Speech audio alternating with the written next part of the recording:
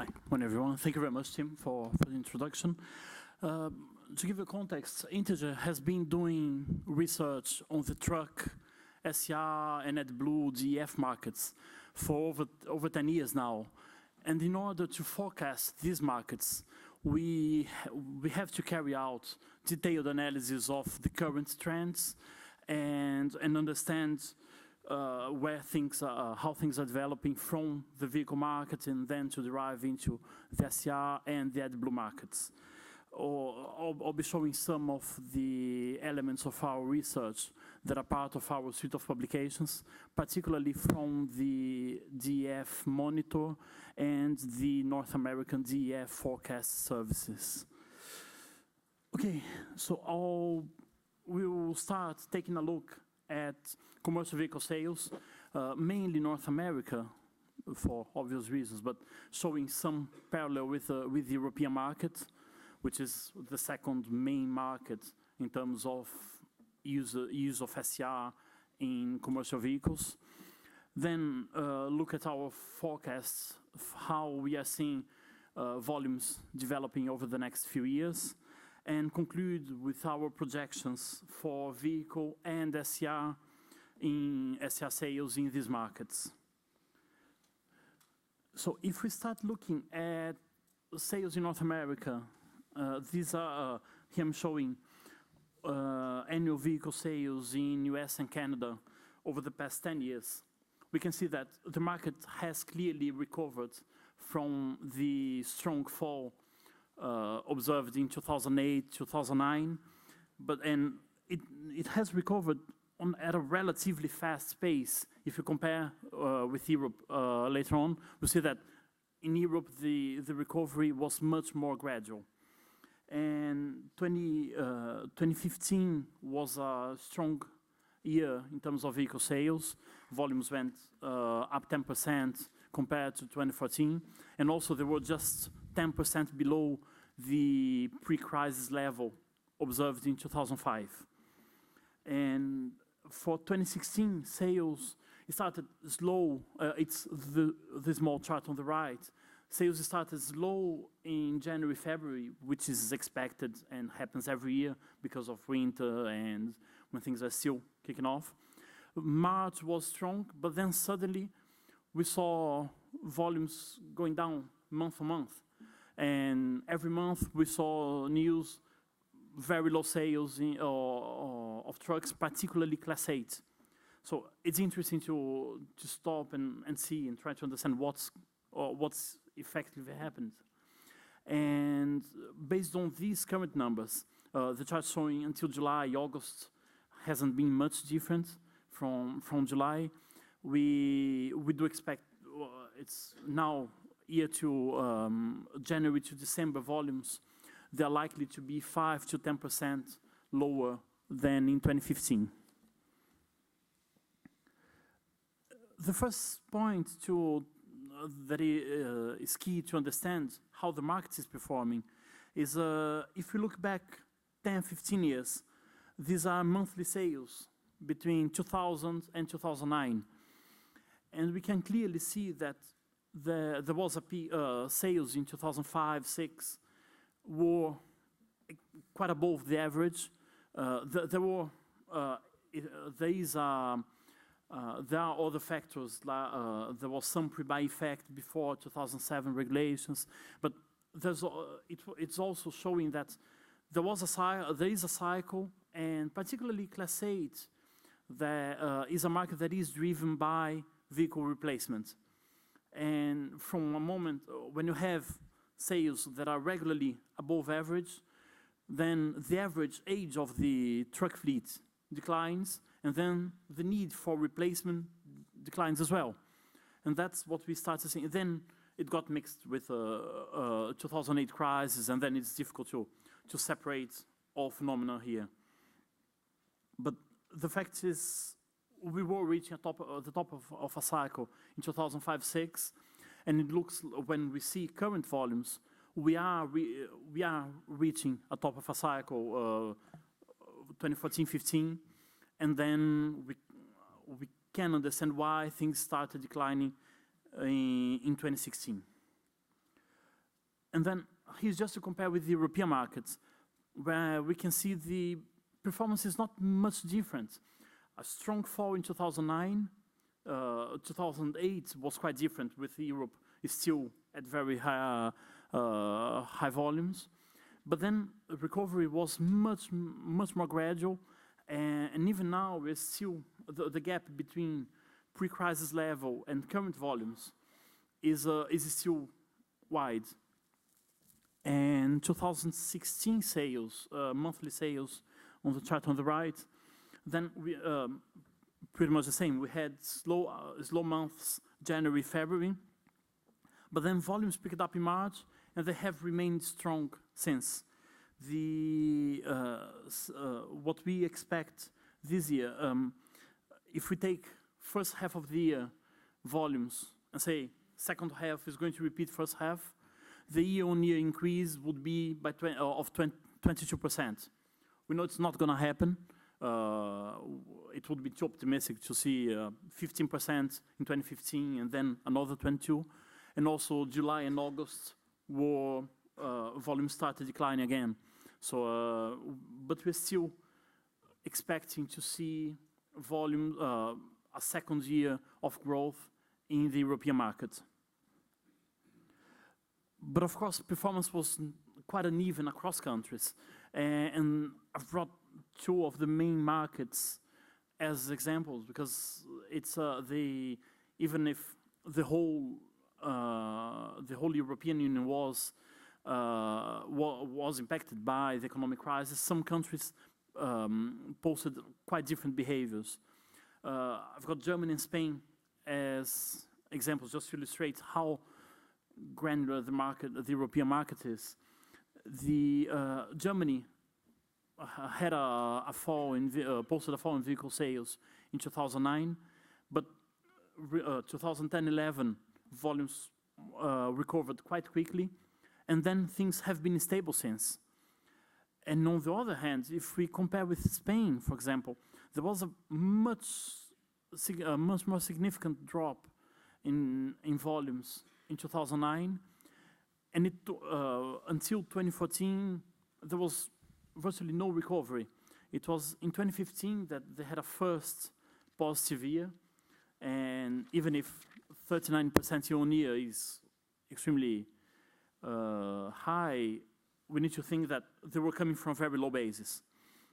But then they are looking to have a second very strong year now in 2016, and with volumes higher than in 2015. And it's mainly in these markets, Spain, Italy, Poland, the markets that took longer to recover from the economic crisis, that we are likely to see most of the growth in volumes in Europe. And finally, it's just interesting to take buses out of the analysis, because it's a segment that posted a very different behavior. The drop in 2009 was much less significant than for trucks. It was a 15 compared to over 40% for trucks. But then after 2009, there was virtually no recovery since. It was just in 2015 that volumes increased 20% year-on-year, and then now 2016 we were looking to it was a second year of growth. So looking now at the truck sales forecast, as I said, we look at sales volumes now and over the next few years, mainly to try to understand how vehicle sales are going to impact the SCR and the DEF volumes, and we base ourselves in the forecasts released by ACT Research, but adjusting according to our understanding of the market as well. So just to start, this is our forecast from last year. So 2014 and 15 are actual, 2016 and 17 are the forecast numbers. And last year we were already expecting volumes to decrease year on year in 2016 because of these considerations on truck replacement and exceptionally above average sales in 2014-15. But then a quicker recovery, and 2017 already posting growth compared to 16. When we look at this year's numbers, things changed a bit. The 2016 volumes are not too different. We had 473 in the previous slide against 459 now, but it's mainly on 2017 where we see a different behavior. Most indicators that were pointing towards a quicker recovery for the truck market in 2017, they are less optimistic now, and now the way things have been developing, we are expecting a second year of decrease in vehicle sales in North America, US and Canada only, in 2017, and then 2018 going up again. We are also expecting some pre-buy effect in 2021 with GHG Phase 2, and we factored in some higher sales in 2020 and then a decline in 2021. It's of course too early to know exactly how the extent of this impact. But the best way to understand how these volumes are developing is if we look at segments separately. So here's just class 4 to 7, and medium-duty vehicles. They have not. Volumes have increased. Well, they have been steady, and we expect some increase in the final 2016 volumes. And it's a market that is likely to keep developing over time. There are some indicators, medium-duty sales correlate quite well with consumer spending and with the housing and non-residential construction markets. And these markets are in constant growth, moderate growth, but they are developing. And also, there are two segments that account for roughly 30% of all medium-duty sales, school buses and recreational vehicle segments. And there's no reason to indicate a decline in volumes from these two segments. So it's really with Class 8 that these oscillations are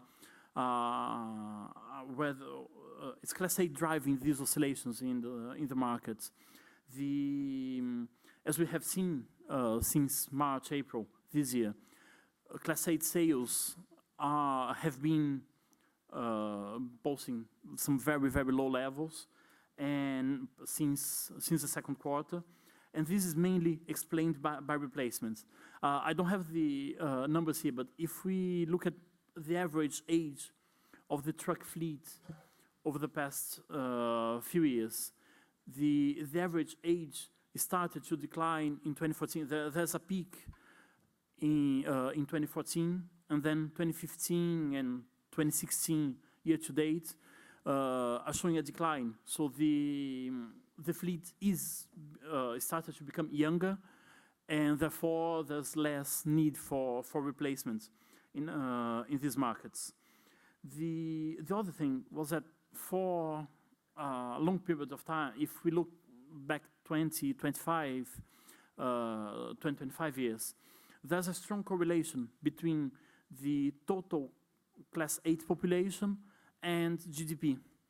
However, since 2013, this correlation became weaker, and that's mainly because the freight activity, like GDP is developing, but the freight activity is not developing at the same pace, and therefore there's the miles per year that each vehicle is performing on average is decreasing, and that also means there is some overcapacity on the market. The latest data I've seen on that, there's historically trucks are used at 91% of their capacity on average, and this indicator went down to 88 in 2016. So there is clearly the need for new trucks has decreased over the past year. And to conclude, just showing how we convert this into how these forecasts translates into SCR forecasts and how this compares with other regions in the world. This is our North America SCR sales forecast. The blue-green line is sales, is the same numbers we had in the previous chart, and the SCR sales are the bars. And these numbers are, of course, quite close to each other. There's some gap, and I don't have the European chart. In the European chart, similar chart we have, the gap is even narrower than what we have here. In Europe, pretty much all trucks and medium and heavy-duty trucks and buses are SCR equipped. The difference is on some hybrid electric buses. In North America, there are natural gas trucks and there are gasoline medium-duty trucks. There are some class 4, class 5 that run on gasoline. This said, we expect this gap to remain relatively stable over the forecast period. That means we don't think the share of natural gas trucks would change too much from now. A couple of years ago, the market was much more positive towards natural gas trucks on the market and gaining market share. We don't see this developing as it was in 2014. And then this is the SCR fleet, the total number of trucks active on the market and equipped with SCR.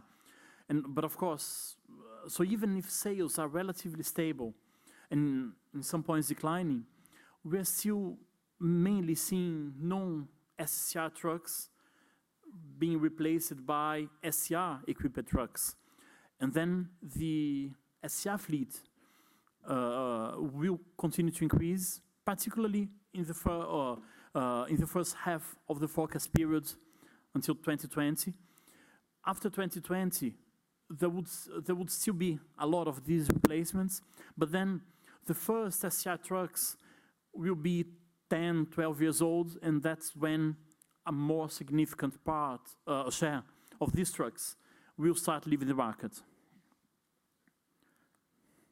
And if we, just to summarize, and if I just compare with the other markets, we talk mainly about Europe, North America, but other markets like Brazil, India, China, Russia, Asia Pacific countries, they're all, either they already have a legislation that is driving the use of SCR in medium heavy-duty commercial vehicles, either they are likely to implement over the next few years.